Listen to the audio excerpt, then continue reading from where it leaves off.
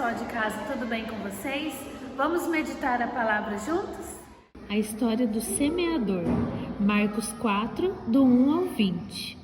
Um dia, Jesus estava sentado à beira do lago e havia um monte de gente que queria ouvir Jesus falar.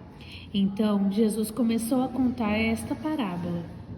O semeador saiu a semear em seus campos.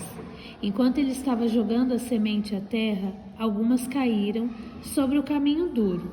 E já que as sementes não podiam afundar, vieram os passarinhos e comeram. Algumas das outras sementes caíram aonde haviam pedras.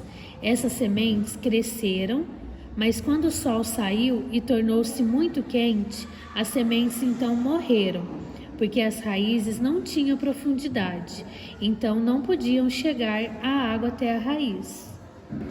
O semeador continuou a semear. Então, as sementes caíram entre as ervas daninhas e espinhos. Os espinhos cresceram mais e mais rápido e mais alto. Então, as sementes não conseguiam obter luz solar suficiente.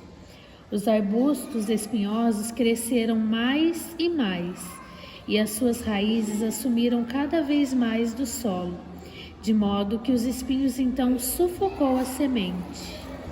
Por fim, haviam as sementes que caíram em solo bem fértil. Estas cresceram e bem pequenas plantas, e depois ficaram mais grandes. E quando chegou a hora de colher, o semeador foi capaz de obter uma boa colheita. Quando Jesus terminou esta parábola, ele disse: "Aqueles que têm ouvidos para ouvir, ouça." Mas aquele povo ficou sem entender o porquê Jesus contou aquela parábola. Então seus discípulos perguntou o que ele quis dizer com aquela história. E Jesus disse: "O semeador é como alguém que planta ou ensina as pessoas a respeito de Deus. Algumas pessoas são como as sementes que caíram à beira do caminho, onde não há solo. Elas ouvem a mensagem de Deus, mas logo depois o pecado vem e tira a mensagem que havia sido plantada. Outras pessoas são como a semente lançada em terreno pedregoso. Elas ouvem a palavra e ficam animadas, mas esquecem rapidamente. Outras são como a semente que caiu entre os espinhos. Elas ouvem, mas não deixam a palavra entrar no coração, porque estão pensando em outras coisas. Então a palavra não cresce e não gera frutos, porque outras coisas que está tampando a luz de Deus a entrar no coração.